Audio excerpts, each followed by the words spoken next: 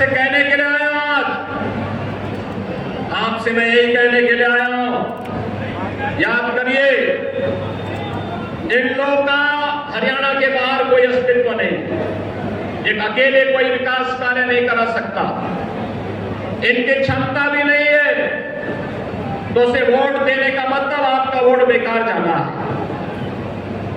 कांग्रेस अपनी विघटनकारी मानसिकता के लिए जानी जाती है।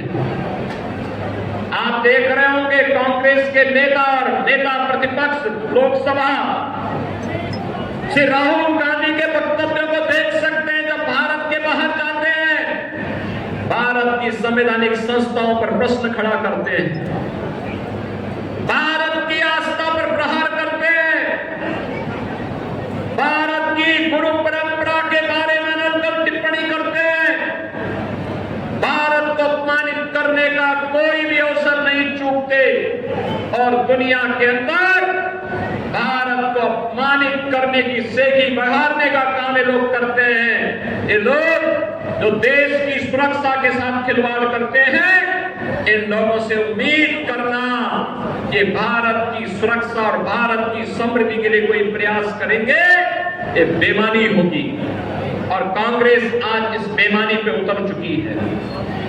मैं आपसे ये कहने के लिए आया हूं, इन्होंने आजादी के बाद 75 वर्षों में लगातार अपने राजनीतिक स्वार्थों के लिए समाज को आपस में लड़ाने का काम किया, जातीय सेनाएं खड़ी की, ये जातिवाद, ये मत और मजहब की राजनीति, ये विकास की सबसे बड़ी बाधा है। बहनों और भाइयों, अगर हमें विकास करना है, अपने वर्तमान को अच्छा बनाना है, अपने भविष्य को सुखद और उज्जवल बनाना है, तो हमें इन बैरियर्स को पार करना पड़ेगा जो जातिवाद के नाम पर है, मत और संप्रदाय के नाम पर है, जो किसी अन्य कारणों से है। इन सब से उबर करके कार्य करना होगा और इसी के लिए 14 में प्रधानमंत्री मोदी जी ने देशवासियों को मंत्र दिया था। उन्होंने कहा था, मेरी सरकार जाति मत और मजहब से ऊपर उठ करके कार्य करेगी। मेरी सरकार का मंत्र होगा जिसमें समान रूप से एक सर्वसमावेशी विकास का कार्य होगा और इस सर्वसमावेशी विकास ही राम राज्य की अवधारणा को पूरा करेगा। और इसके लिए उन्होंने मंत्र दिया था, सबका साथ सबका विकास का। बहनों और भाइयों, याद करिए, कांग्रेस तो आपके पास आएगी, नारा देगी, इन लोग भी आपके पास आएगी, जाति का नारा देगी, विभाजन की नारा देगी।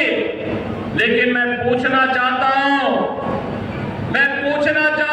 कांग्रेस और इन लोगों से पूछना चाहता हूं, इन्होंने जब इन्हें सत्ता मिली थी तब क्या किया था? कैसे कैसे नजारे थे इनके समय में, लूट धड़ल्ले से होती थी, यहां तक कि हिंदू मंदिरों से भी ये लोग पैसा ले लेते थे। बहनों और भाइयों, मैं तो आपसे एक ही बात कहने के लिए आया हूं, भारतीय जनता पार्टी की सरकार मोदी जी के नेतृत्व में, हरियाणा के अंदर पहले माननीय खट्टर जी के नेतृत्व में, श्री नायब सिंह सैनी जी के नेतृत्व में एक डबल इंजन की सरकार कार्य की है। आज उसके परिणाम दिखाई दे रहे हैं। बेहतर कनेक्टिविटी हुई है, बुनियादी सुविधाएं जनता जनार्दन को मिली है। कोरोना कालखंड में आपने देखा होगा, कांग्रेस के नेता गायब थे, इन लोग के नेता गायब थे, कोई सेवा का कार्य नहीं कर रहा था। भारतीय जनता पार्टी तब नारा देती थी कि सेवा ही संगठन है और एक एक कार्यकर्ता सरकार के साथ मिलकर के जनता जनार्दन की सेवा करने के लिए तत्पर दिखाई दे रहा था।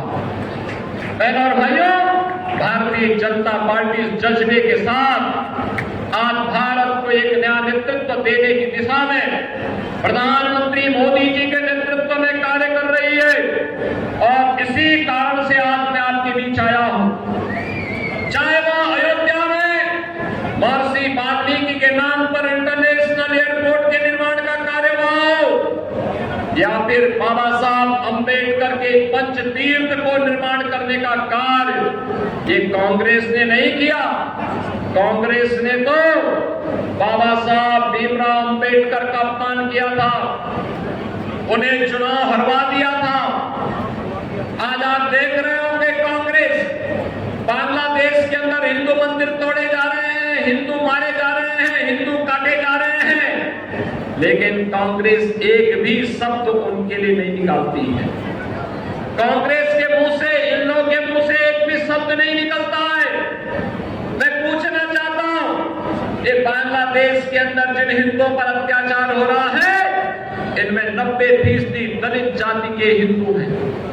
लेकिन बहनों और भाइयों, कांग्रेस को वोट बैंक की चिंता है, इन लोगों को वोट बैंक की चिंता है, उन्हें हिंदुओं की चिंता नहीं है। और इसीलिए तो बाबा साहब भीमराव अंबेडकर का लोग अपमान करते हैं। कांग्रेस ने बाबा साहब भीमराव अंबेडकर से जुड़े हुए किसी भी तीर्थ के विकास में कभी रुचि नहीं ली। मोदी जी हैं जिन्होंने बाबा साहब भीमराव अंबेडकर की जन्मभूमि मऊ मध्य प्रदेश में भव्य स्मारक बनाया।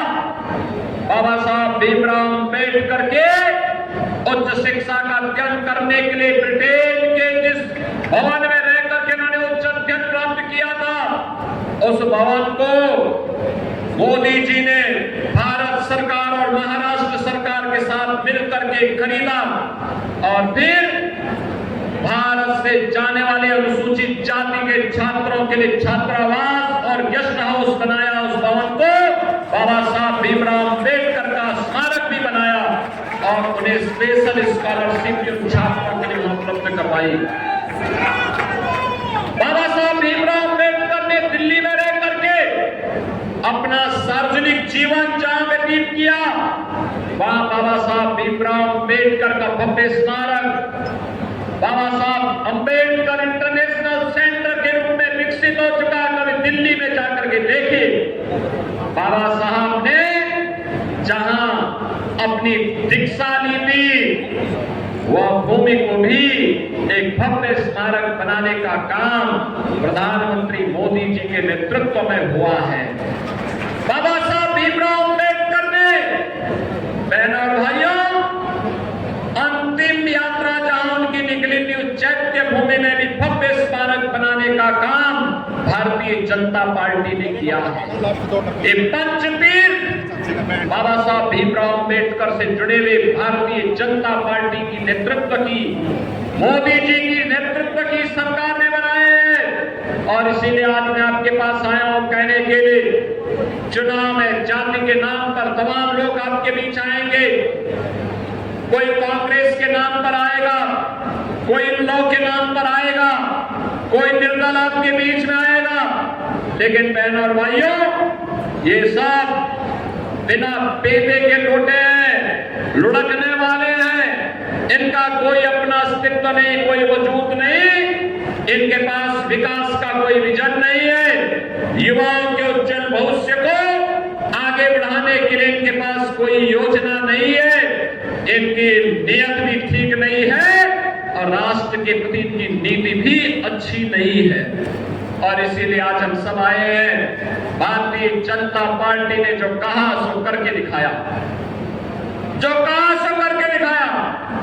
याद करिए, आज भी देश की सुरक्षा के लिए अपनी जान की बाजी लगाता है हरियाणा का जवान।